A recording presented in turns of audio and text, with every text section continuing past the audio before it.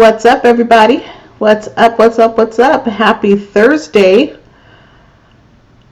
Hello, hello, hello. I am coming to you live for the second time tonight, but the first time for everyone here. I was just with my group and the Girl Ask Me Anything community talking and sharing about some tech tools that are available to learn and utilize in their businesses. And so I wanted to jump on here tonight because hopefully you guys can see me okay. I've got to wear these glasses and I've got a lot of glare, but it's all right. I want to jump on tonight because I wanted to share just some leadership tidbits with you and help you to learn a little bit more about how to up your leadership skills and ability. If that sounds good to you, give me some thumbs up. Hello, hello, hello. Hey, Cherise. Thanks for joining me, babe. I'm so glad that you're here. I'm so happy for you. I've been praying and cheering you on ever since you got your good news. So I'm really excited and happy for you. Thanks for joining me tonight.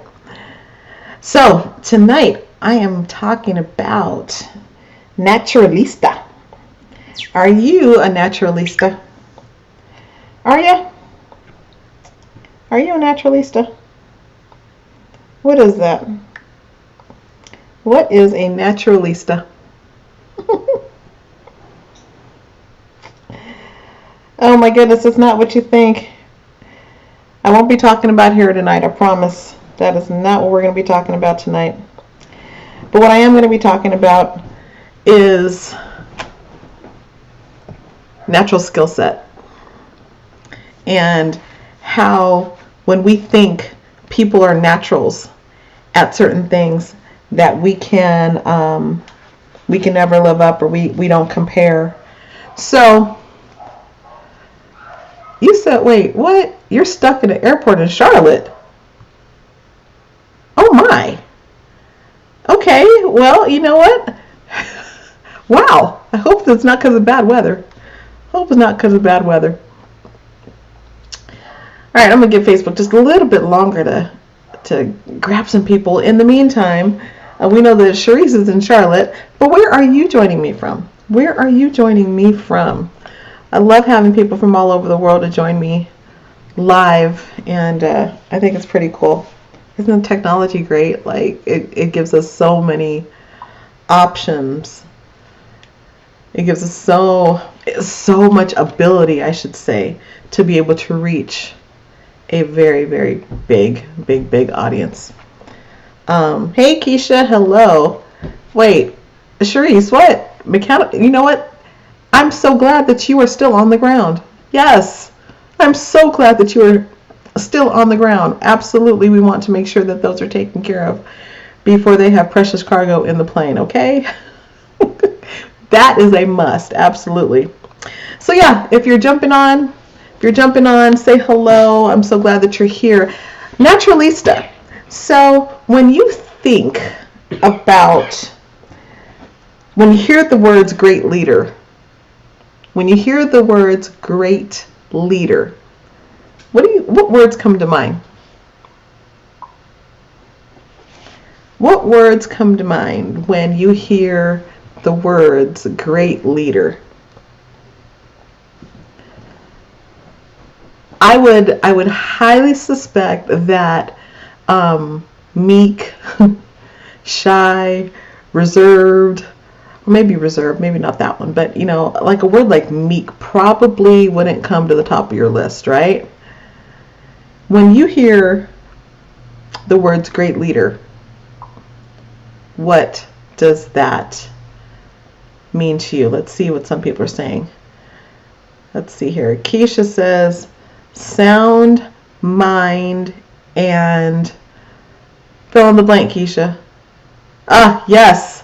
Sound, mind, and confidence. Absolutely. Shri says bold, courageous. Yes. Yes, yes, yes. Does meek sound like a word that would describe a great leader? Probably not, right? Probably not. But when I read stories about different leaders in the Bible, I think about, for example, Moses. He led some really hard-headed, stubborn people through the wilderness, complainers. What else? He led some really hard-headed people for years through a hot desert. Every time something happened, they were complaining. Every time something happened, they there was something that that they were doing. But Moses was a very great leader in the Bible. Oh, hold on, we've got some more great leaders. They have integrity and good character. Absolutely. Keisha says steadfast. Yes.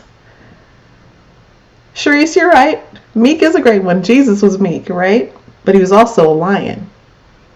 He was a lion and a lamb. I love it. Sharice says, I love steadfast, Keisha.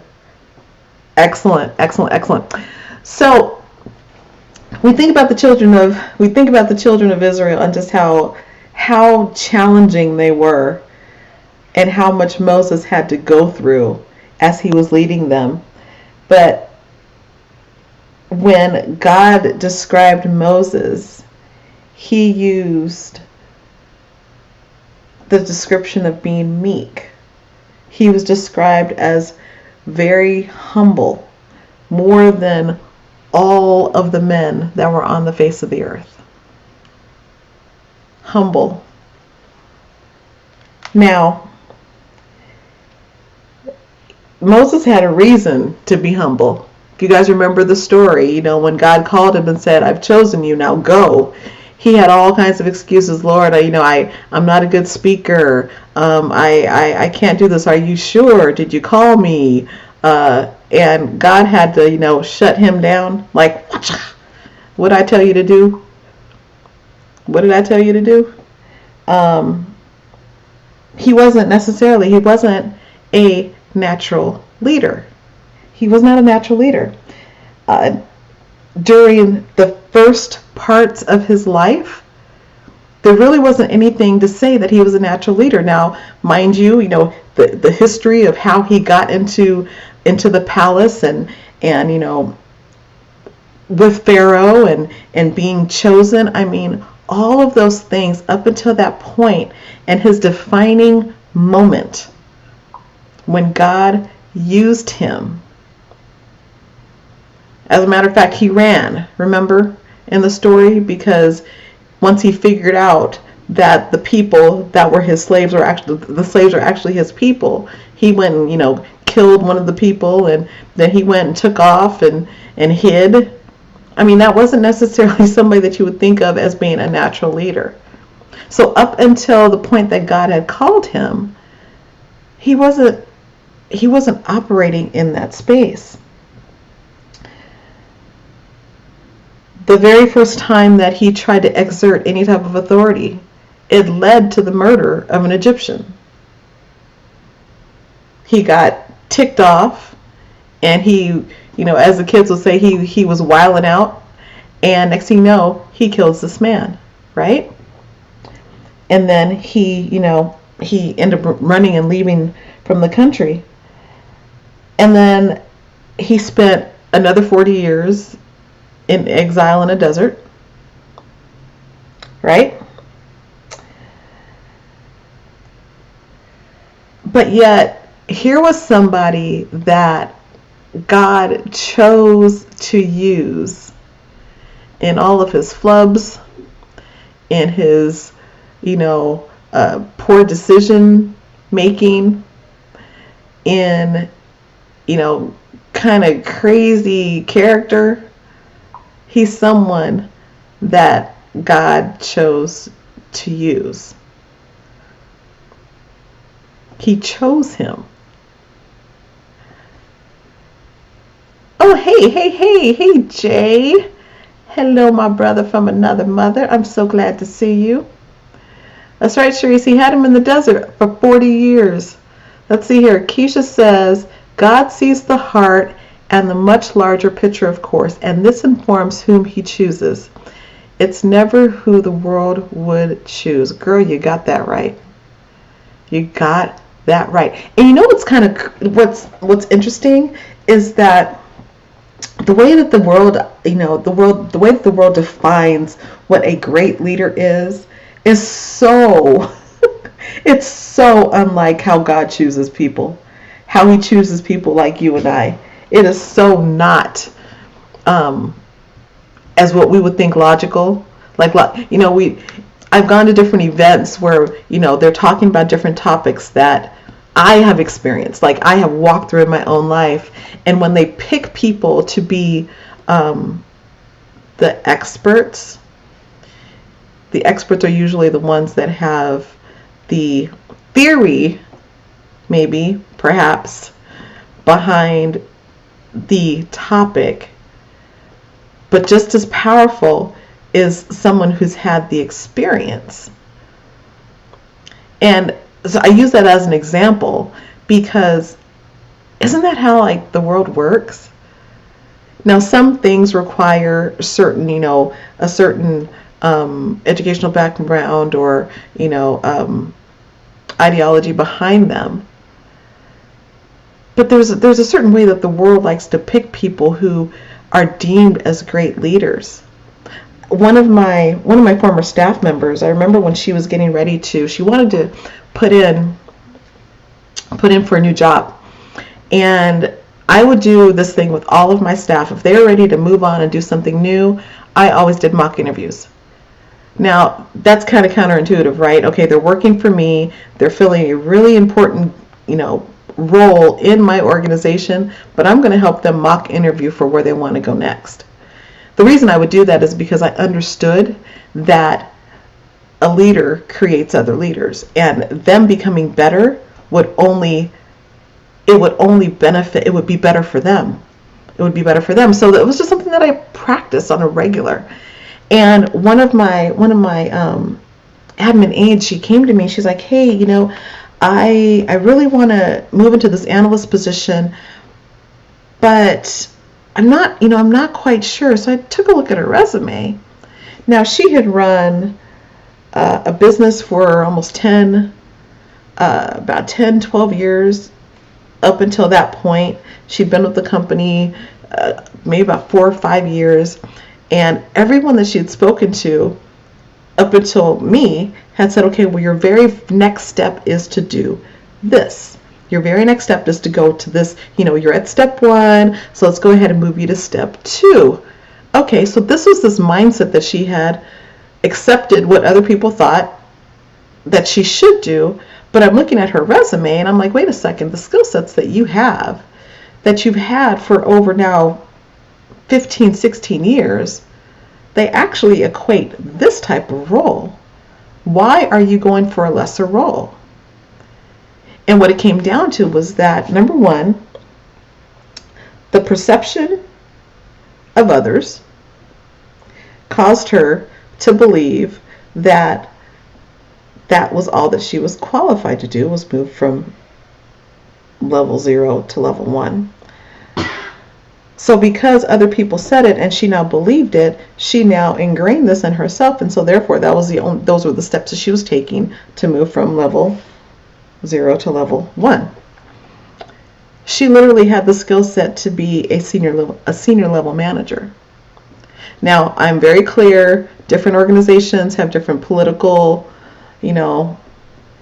doohickey, my favorite word, I hate politics, but I understand different orgs have different cultures, and you have to navigate the culture, and you got to be really smart about how the culture operates so that you can get from here to there. Very clear. But the one thing that I wanted her to understand was that the only person that can put you in a box is you. So if I could flip around and turn myself to this wall and just talk to myself, the only person that can put me in a box is me. And as I speak to you guys, the only person that can put you in a box is you. So thinking about Moses and him not being a natural leader, he had his own thoughts, and God chose otherwise. He chose otherwise. What we think is someone, with, as a natural leader, people are not born leaders. They're not born leaders. Leaders, they might have higher potential in certain areas, that they are some, natural gifting in certain areas, but they're not born a leader. If you want to be a great leader, it's something that you can learn. It's characteristics, character traits that you hold embedded deep inside your soul that make you a great leader.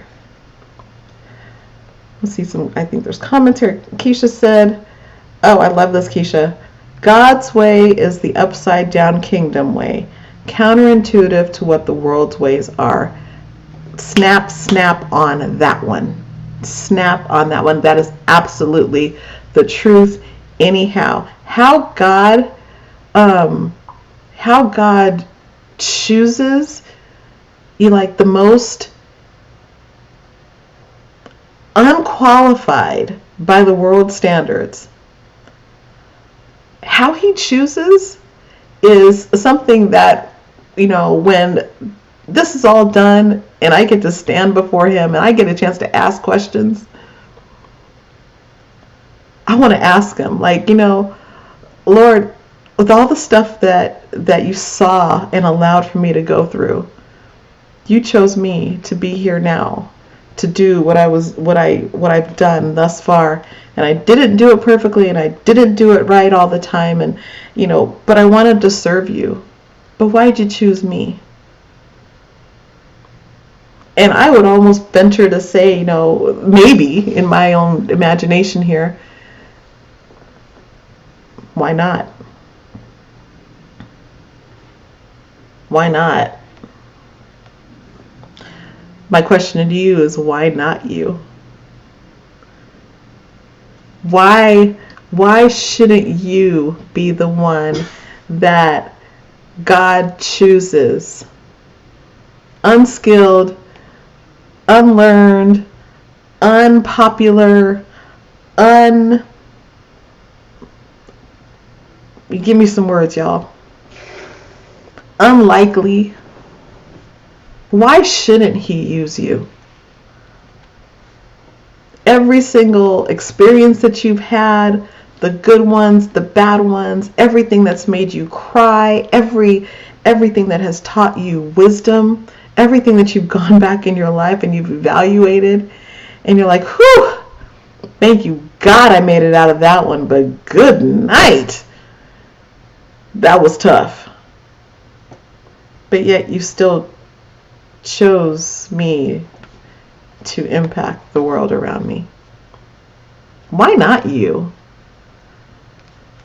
There is no such thing as a natural born leader. But what there is you. There is you. I don't like boxes. I don't like to be underestimated. As a matter of fact, when I'm underestimated, there's this switch that turns on. There's a switch that turns on, and I know it when it happens.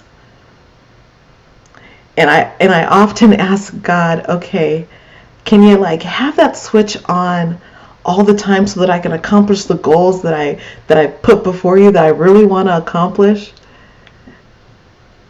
And he doesn't always do that, right? He doesn't always do that, because obviously there's some lessons that I need to learn. But wouldn't it be cool if you knew every single time it happens, when your switch flips on and when you're operating in your full gifting with everything that he's given you, your talents, your skill set, your ability, but more importantly, a fully dedicated and devoted heart and character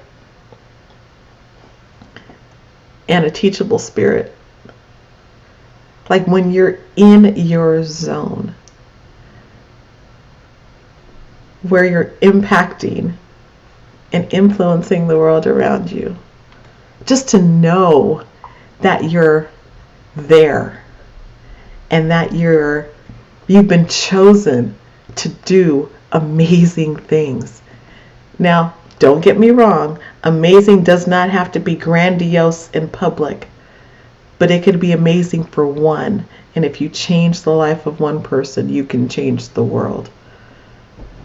But to know when that switch is on, and to know without a shadow of a doubt that, yeah, I may not be perfect. I may not be, I may be a little too thick. I may be a little too dark. I may be whatever it is. I may be a little too slow. I may not be all educated. I may not be a whole lot of things, but I'm chosen. I'm chosen to do amazing things. You're choosing to do amazing. Let's see here. Jen says, let me close this because this is important. Let me close this. Jen says, I have gone through so much that sometimes I feel like I lose myself. I want to be myself, but feel pressure to be someone I'm not. I have to be perfect to others. I feel like I have gotten lost in the world. Jen, the very fact that you have made yourself aware of that up until this point, up until the point where you became aware of that, there have been learning lessons. So now that you know, and if you really desire to be everything that you've been called to be, I know a part of your story, and I know that it's amazing. And I also know without a shadow of a doubt that God saved your life to do and tell your story and to help other people that have been through what you've been through. Now, I don't know everything, but I know that you're amazing. But now that you are aware of this, how can you show up for you? That's the question that I'm going to ask to you. That's the question that I ask myself. How can I show up and be more of me? Start by writing down who I am and writing down those positive things about myself and understanding, and I challenge you with this, understanding that number one, you're here, you're breathing, and you've been prepared for this moment. Number two, people's perceptions and ideologies and their beliefs about you are strictly opinions. They're not fact. And until you believe it, that's when it becomes fact in your life, and you'll begin to live out of that space. Number three is that when we change the way that we look at ourselves, everything around us changes. I've seen it for myself with my own children. How when I changed, they changed. When I grew, they grew. When I began to just blossom, they've blossomed. And so I know that it might be tough. I know that it might be really, really hard. If you need me, I've got you. I've got you. Up until this point, now that you know, how will you begin to think differently? How can you? I'll ask that question. How can you? But send me a message and we can chat if you'd like. Thank you for being so incredibly willing to be transparent here. I appreciate that. And I'm sure that a lot of people that are watching the rebroadcasts will appreciate that too. So what I know is that Each and every day that we have breath in our body, God is giving us a chance to be who He's called us to be. He's giving us an opportunity to take the steps and just have a heart for Him, have a heart for people, and bring the beauty and the beautifulness of you into this world. And that's how you lead. That's how you become a great leader.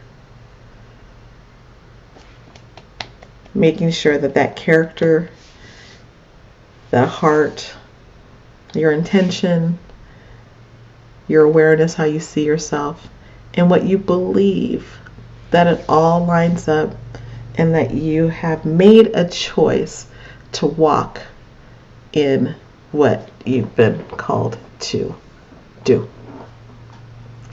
So, that's all I have for you guys tonight. That's all I have, and it's been fun to try to be consistent here. I've been doing these weekly now, and so I'm going to continue to do that, and as I have more things that come up, I'm probably going to show up a lot more.